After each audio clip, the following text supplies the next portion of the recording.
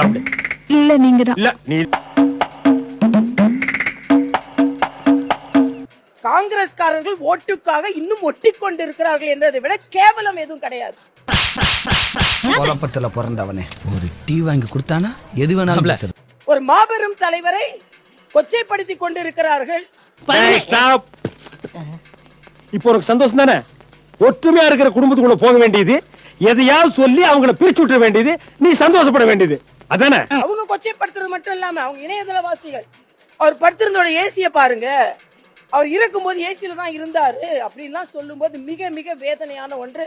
ஆமா, இதெல்லாம் நீ ஒருவேளை சோத்துக்காக பில்டப் பண்ணலன்னு எனக்கு எப்படி தெரியும்? இல்ல எப்படி நம்புறது? இதற்கு திராவிட முன்னேற்ற கழகமும் காங்கிரசும் பதில் சொல்லிதான் ஆக வேண்டும். டேய் டேய் டேய், இந்த ஆக்ட் குடுக்குற வேலையெல்லாம் என்கிட்ட வச்சுக்காதடா. நீ யாருன்னு எனக்கு தெரியும், நான் யாருன்னு உனக்கு தெரியும், நம்ம ரெண்டு பேர் யாருங்கிறது இந்த ஊருக்கே தெரியும். உன்னை கேப் மாதிரி இடுப்பா வெட்டி போடுறேன். நான் கேக்குறேன், காமராஜரை பத்தி சொல்றதுக்கு உங்களுக்கு வேற எதுவுமே இல்லையா? எதுவுமே இல்லையா?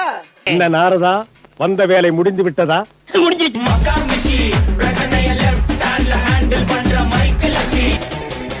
வந்துட்டாயா வந்துட்டாயா.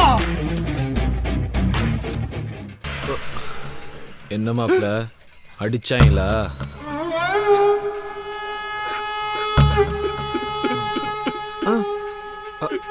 ஓ, அடிச்சேப்டாங்களா?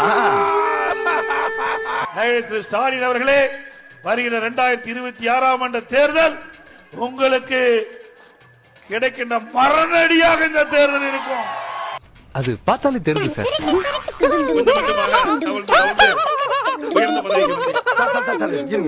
நீங்க எதுக்கு சிரிக்கிறீங்கன்னு தெரியுது சார். அதிமுக தலைமையிலே அமைக்கப்பட்ட கூட்டணி பெரும்பான்மை இடங்களிலே வெற்றி பெற்று மிகப்பெரிய வரலாற்றை படைக்கும். யாராக இருந்தாலும் வெறும் சாணிதான். இது அவையின் வாக்கு. இது தெரியாத எடப்பாடி பேக்கு மோடிக்கு தூக்குகிறான் பல்லாக்கு. ஆக மொத்தம் நமக்கு வாய்த்த 33 புறம்போக்கு. அமித்ஷா வந்து எப்ப பார்த்தாலும் கூட்டணி ஆட்சி தான் சொல்லிட்டு இருக்காரு. கூட்டணி ஆட்சி இல்ல, என்னோட கூட்டணி ஆட்சி அமைக்கிறான்னு சொல்லுவார். கூட்டணி ஆட்சி அமைக்கிறான்னு சொல்றாரு. மறுபடியும் மோதல் சொல்லுங்க. கூட்டணி ஆட்சி இல்ல, என்னோட கூட்டணி ஆட்சி அமைக்கிறான்னு சொல்லுவார். பூவன்னு சொல்லலாம், குயிப்பம்னு சொல்லலாம், நீங்க சொல்ற மாதிரி சொல்லலாம். மக்களை காக்கணும், தமிழ்நாட்டை மீட்கணுமா? கரெக்டா தானே சொல்றேன் அப்படின்னு ஐயா எடப்பாடி அவர்கள் பயணம் போறாரு. தாராளமா போலாம், அவர் வருஷம் ஃபுல்லா போகணும். போய் சொல்லணும், நான் பிஜேபியோடு இருக்கிறேன், அமித்ஷா தான் எங்களை வழிநடத்துகிறார், நாங்கள் அண்ணா திராவிட முன்னேற்ற கழகம் அல்ல, அடிமை திராவிட முன்னேற்ற கழகமும் அல்ல, அமித்ஷா திராவிட முன்னேற்ற கழகம் அப்படின்னு தமிழ்நாடு ஃபுல்லா போய் சொல்லணும். என்ன போக்கு எதிர்கட்சியார் என்ன நினைப்பா? ஆனால் என்ன ஒரே ஒரு திருத்தம்னா, மக்களை காக்கிறதுக்கு போறதுக்கு முன்னாடி எம்ஜிஆர் கண்ட அதிமுகவை காப்பதற்காக நீங்க முதல்ல பயணம் போகணும். டேய், எனக்கு மர்டர் பண்றதெல்லாம் பவுடர் அடிக்கிற மாதிரி இன்னைக்கு எப்படி அடிக்கிறேன்னு பாரு. நீங்க அடிச்சு கிழிச்சாலும் எங்களுக்கு தெரியும். இங்க எவனா இழிச்சா போய் மாட்டுவான், வழக்கம் போல அவனாவது செய்வான். கொஞ்சம் வெயிட் பண்ணுங்க. ஏன் எம்ஜிஆர் கண்ட அதிமுக இன்னைக்கு என்ன இருக்கு? அடகு வைக்கப்பட்டிருக்கு. தமிழின சொந்தங்களே, அதிமுகவின் உண்மை தொண்டர்கள் யாராவது ஒருத்தர் நின்னீங்கன்னா, உண்மை தொண்டர்கள் உங்களுடைய உளமாற மனசாட்சியோட யோசிச்சு பாருங்க. பிஜேபி தமிழ்நாட்டுக்கு செய்தது என்ன? தமிழ்நாட்டை நாசமாக்குவதற்காக கல்வியில் கை வைக்கிறார்கள். சம்பந்தி, அந்த பொண்ணு சொல்றது கரெக்ட் தானே? மருத்துவத்தில் கை வைக்கிறார்கள், வேலை வாய்ப்பில் கை வைக்கிறார்கள், இருப்பதிலே கேவலமான மதவாத அரசியலை கையில் எடுக்கிறார்கள். இதுக்கு எதுக்குடா வெள்ளையங்கிலி மாலையன்னு மானம் கெட்ட அயோக்கிய பழியலாம், குழப்பத்தை புழுத்த வழியலாம். இதுக்கு ஒரு 4 பேர்த்த மூத்திரத்தை வாங்கி மடக்கு குடிக்க வேண்டியதானே? எனக்கு என்ன அதிசயம்னா, எடப்பாடி அவர்கள்ட்ட போய் ஒரு செய்தியாளர் திராவிடத்தை பத்தி கேள்வி கேட்கிறாரு. அதெல்லாம் எனக்கு என்னங்க, ஒரு அறிஞர்கிட்ட கேட்கணும். சரி, தொலைஞ்சு போன்னு விட்டா அடுத்து போய் கேள்வி கேட்கறாங்க இந்தி திணிப்பை பத்தி, அதுவும் தெரியாது. அடுத்து ஒரு கேள்வி கேட்கறாங்க, அதுவும் தெரியாது. உங்களுக்கு தெரிஞ்சதெல்லாம் என்ன? ஒன்னே ஒண்ணு, எப்படி அமித்ஷா கிட்ட போய் காலு கீழே உட்கார்ந்து பொறுப்பை வாங்குறது, பதவியை வாங்குறதை தவிர அதிமுகவினுடைய எடப்பாடி பழனிசாமிக்கு ஒண்ணும் தெரியாது. அவரே ஒத்துக்கிறாரு. திராவிடத்தை பத்தி தெரியலனா பரவாயில்ல, பேரறிஞர் அறிஞர் பெருந்தகை அண்ணா ஆரியத்தை எதிர்த்து ஆரியமாயை எழுதிய அண்ணாவை முருகன் மாநாடுன்னு போட்டு கேவலப்படுத்துறாங்களே. வெட்கமின்றி 4 அமைச்சர்கள் முன்னாள் அமைச்சர்கள் உட்கார்ந்து கேட்க முடியுதுன்னா கட்சியை அடகு வைத்து பதவி ஆசைக்காக நாற்காலிக்காக உண்மை அதிமுக தொண்டர்களையும் கேவலப்படுத்திய ஒரே நபர் எடப்பாடி பழனிசாமி என்பதை வரலாறு மன்னிக்காது.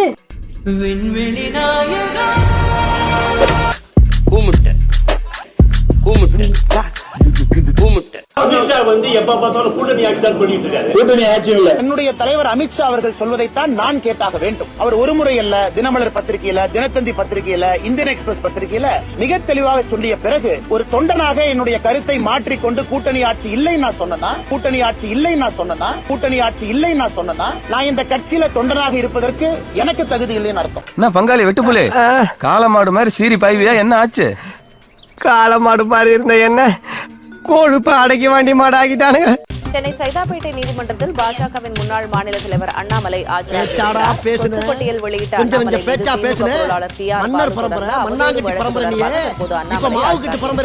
அண்ணாமலை 100 கோடி ரூபாய் இனிமேல் வாயில அடுப்ப பத்த வச்சு பால காய்ச்ச வேண்டியது. ஆனா இதுல நெருடல் அப்படின்னு இல்லைங்கன்னா, நான் இன்னைக்கு ஒரு பாரதிய ஜனதா கட்சியினுடைய தொண்டராக நின்று கொண்டிருக்கின்றேன். இந்த கூட்டணி உருவானதுல என் பங்கு இல்லை. இதெல்லாம் யாரா உன்கிட்ட கேட்டா? யாரா நீ?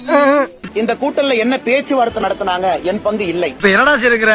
இந்த கூட்டணி எப்படி இருக்க வேண்டும் என்று யார் பேசினார்கள், அதிலும் என்னுடைய பங்கு இல்லை. தம்பி உங்க சூழ்நிலை புரியுது. யாருக்குமே இப்படி வரக்கூடாது. என்னுடைய தலைவர் சொன்ன கருத்தை நான் ஏற்றுக்கொள்ள முடியாமல், என்னுடைய தலைவருடைய கருத்தை நான் வலுப்படுத்த முடியாம, என்னுடைய தலைவர்கள் சொன்ன கருத்திலேயே நான் சந்தேகத்தை எழுப்பினேன் அப்படின்னா இந்த கட்சியில் நான் தொண்டனா இருக்கக்கூடாது, தலைவனாக இருக்கக்கூடாது. இது என்னுடைய கருத்து. என்னங்க எனக்கு ஒண்ணுமே புரியல. அதுதானப்பா எனக்கும் புரியல. ஆனால் என்னை பொறுத்தவரை தலைவர்கள் பேசியிருக்கின்றார்கள், எனக்கு அதுல பங்கு இல்ல. ஆனா என்னுடைய தலைவர்கள் பேசியதை நான் தூக்கி பிடித்தாக வேண்டும். அவங்க பேசியிருக்கிறாங்க, நான் நம்புறேன். அதனால இதுல நான் உறுதிப்பட இருக்கின்றேன். என்னுடைய தலைவர்கள் என் கட்சியை கூப்பிட்டு தொண்டர்களை கூப்பிட்டு அவங்களுடைய ஸ்டாண்ட மாத்தும் போது நானும் மாத்திக்கிறேன். ஏன் திமுங்களா? எப்படி? அதான் நானும் யோசிக்கிறேன். ஆனா மிக தெளிவாக உள்துறை அமைச்சர் அவர்கள், இந்த கூட்டணியை உருவாக்கியவர் அவர்கள், இந்த கூட்டணி எப்படி இருக்க வேண்டும் என்று நினைத்தவர்கள் ஒரு கருத்தை சொல்லிய பிறகு அந்த கருத்தை தொண்டனாக நான் எப்படி மாற்றி பேச முடியும்? நண்பர்கள் புரிஞ்சுக்கணும். உனக்கு வேணும்டா, உனக்கு இது வேணும், இந்த வேணும். அண்ணாமலை என்ன ஏதோ பேசி இந்த கூட்டணியை உடைக்க பாக்குறாரு, பிளக்க பாக்குறாரு, 4 பேர் கிளம்பி வருவாங்க. ஆனா என்னுடைய தலைவர் பேசிய கருத்தை நான் ஸ்டாண்ட் பண்ணலினா ஒரு பிஜேபி தொண்டனாக தலைவனாக இருப்பதற்கு தகுதி இல்லாத நபராக நான் இருக்கின்றேன் என்றுதான் பொருள். இவங்களுக்கு மத்தியில இப்படி சிக்கி சீரழிறனே. அதனால் அமித்ஷாஜி அவர்கள் தொடர்ந்து சொல்றாங்க, ஒரு முறை அல்ல, 2 முறை அல்ல, 3வது முறை. இதுல அதிமுகவுக்கு மாற்று கருத்து இருக்குன்னா கண்டிப்பா அவங்க அமித்ஷாஜியோட பேசலாம், கண்டிப்பா அவங்க பேசி ஒரு முடிவெடுக்கலாம். கோவப்படாதீங்க சார். என்கிட்ட எல்லாம் கோவப்படுறதுனால 10 பைசாவுக்கு பிரயோஜனம் இல்ல. என்கிட்ட எல்லாம் கொஞ்சம் கூலிங்கா நடந்துக்கங்க. அதான் உங்களை மாதிரி ஆளுங்களுக்கு டீசன்ட். ஆனா என்னுடைய தலைவர்கள் சொல்லாதவரை நான் எப்படி நான் கட்சி எடுக்கக்கூடிய ஸ்டாண்ட்ல இருந்து பின்னாடி போக முடியும்? நான் எல்லாமே புரிஞ்சுக்கேன். ஆனா தமிழகத்தை பொறுத்தவரை பாட்டாளி மக்கள் கட்சி தெளிவா வெளிப்படையா வெளியே வந்து சொல்றாங்க, கூட்டணி ஆட்சியில் இருப்ப நாங்க எது கஷ்டப்பட்டு வேலை பார்க்கணும். கிருஷ்ணசாமி அண்ணன் கூட்டணி ஆட்சியில் இருப்போம், நாங்க எது கஷ்டப்பட்டு வேலை பார்க்கணும். தேமுதிக பிரேமலதா அக்கா அவங்க கூட்டணியில் இருக்கணும், நாங்க எது கஷ்டப்பட்டு வேலை பார்க்கணும். கூட்டணி என்னால முடியல, டயர்டா இருக்கு. இன்னைக்கு முதலாக தமிழகத்தினுடைய அரசியல் சரித்திரத்துல எல்லா கட்சிகளும் இதை பேச ஆரம்பிச்சிருக்கிறாங்க. நீங்க நல்லா பாருங்கன்னா, ஏன்னா ஒரு தொண்டனும் வேலையை விட்டுட்டு அவங்க செய்யக்கூடிய வேலையை விட்டுட்டு கட்சிக்காக நேரம் கொடுக்கும் பொழுது அந்த தொண்டை என்ன எதிர்பார்க்கிறான்? நான் எதுக்காக இந்த கட்சிக்கு நேரம் கொடுக்கணும்? எதுக்காக நான் பெயிண்ட் டப்பாவை கையில் எடுக்கணும்? எதுக்காக நான் போஸ்ட் அடிச்சு ஒட்டணும்? தலைவர்கள் சொகுசு கார்ல போறாங்க. இவ்வளவு பெரிய கட்சியில எத்தனை பேர் எம்எல்ஏ ஆக முடியுங்கன்னா? 20 பேர் ஆகலாமா, 30 பேர் ஆகலாமா, 40 பேர் ஆகலாமா? சரி 100 லட்சம். ஆனா 50 லட்சம், 60 லட்சம், 80 லட்சம் இருக்கக்கூடிய தொண்டர்களுடைய ஆசை என்ன? என்னுடைய கட்சி ஏதாச்சும் ஒரு மினிஸ்ட்ரியில் உட்காரும் பொழுது ஒரு நல்லதை பண்ணுவாங்க, அதை பார்த்து நான் பெருமைப்பட்டுக் கொள்வேன் தான் ஒரு தொண்டன் நினைப்பான். சும்மா எல்லா தொண்டனுக்கும் சீட்டு யாரு கொடுக்க போறது? தொண்டனுக்கும் தலைவனுக்கும் அடிப்படையில எண்ணத்துல மாற்றம் இருக்கு. தலைவனை பொறுத்த வரைக்கும் அவங்க பொசிஷனை சேஃப்கார்ட் பண்ணணும், அவங்க எம்எல்ஏ ஆகணும். தொண்டனை பொறுத்தவரை ஒரு உண்மையான விசுவாசமான தொண்டன் அவன் எம்எல்ஏ ஆகணும், எம்பி ஆகணும் நினைக்கிறத விட நான் கடினமாக உழைத்ததற்காக என்னுடைய கட்சி ஏதாவது ஒரு உயரத்தில் இருக்கும் பொழுது எனக்கு அது போதும் என்று நினைக்கின்றார். நான் சாகணும் நினைக்கிறப்பலாம் என் மச்சான தான் நினைச்சு பார்ப்பேன். இந்த நாயே உயிரோடு இருக்கிறப்போ எனக்கு என்ன கேடு? நான் சந்தோஷமா ஹாப்பியா இருப்பேன். நான் தொடர்ந்து தொண்டர்களுடைய குரலாக பேசிக் கொண்டு இதுலயும் என்னுடைய தனிப்பட்ட கருத்தை எங்கேயும் நான் பேசல. மாண்புமிகு உள்துறை அமைச்சர் அமித்ஷா அவர்கள் பேசிய கருத்தை உங்க முன்னாடி வச்சிருக்கேன். இன்னைக்கு நான் இல்லப்பா இதெல்லாம் எலெக்ஷன் அப்ப பாத்துக்கலாம், என்னுடைய தலைவரையா நான் டிஃபெண்ட் பண்ண முடியும். நான் எதுக்கு அரசியல் கட்சியில் இருக்கணும்? படிப்பறிவே இல்லாம இருந்த ராசப்ப இன்னைக்கு பகுத்தறிவு சிந்தனையோட எனக்கு மாப்பிள்ளையா கிடைச்சதுக்கு நான் ரொம்ப கொடுத்து வச்சிருக்கேன். நான் பிஜேபியில் இருக்கேன். நான் அமித்ஷாஜி அவங்ககிட்ட போன் பண்ணி ஐயா சொல்லுங்க நான் சொல்ல. இது அமித்ஷாஜி அவருடைய கருத்து அவர்கள் சொல்லிய பிறகு நான் அதை ஆமோதித்து ஆம் அமித்ஷாஜி அவர்கள் சொல்லி இருக்கின்றார்கள், இது அவருடைய கருத்து, அவர் பேசாம அவர் சொல்லி இருக்க மாட்டார். ஏற்கனவே சொன்னது போல இந்த கூட்டணி அமைத்ததில் என்னுடைய பங்கு என்பது 0. அதுல எங்கேயுமே தலையில்லை. நான் இன்னைக்கு தொண்டனா என்னுடைய வேலையை பார்த்துக் கொண்டிருக்கின்றேன். என்னைய வச்சு ஒன்னும் காமெடி கிமெடி பண்ணலையே. இந்த வீடியோ உங்களுக்கு பிடிச்சிருந்தா கண்டிப்பா லைக் பண்ண மறக்காதீங்க. அப்படியே உங்க நண்பர்களுக்கும் ஷேர் பண்ணுங்க. நீங்க பண்ற ஒவ்வொரு லைக்கும் தான் இந்த வீடியோவை மற்ற நண்பர்களுக்கும் கொண்டு போய் சேர்க்கும். மறக்காம சப்ஸ்கிரைப் பண்ணுங்க. உங்க கருத்துக்களையும் கமெண்ட் பாக்ஸ்ல பதிவு பண்ணுங்க.